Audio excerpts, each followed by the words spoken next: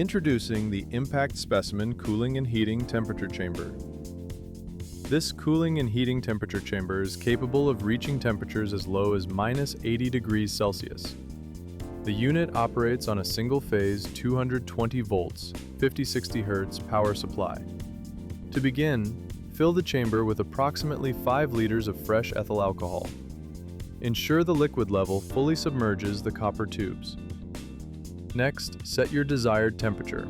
For instance, press this button to set the target to -80 degrees Celsius.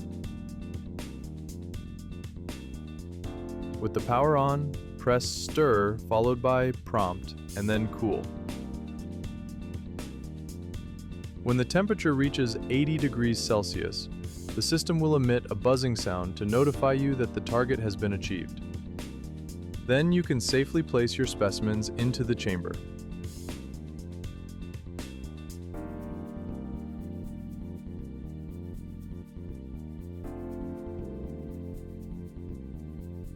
Please note that this unit runs on a single-phase 220 volts power supply.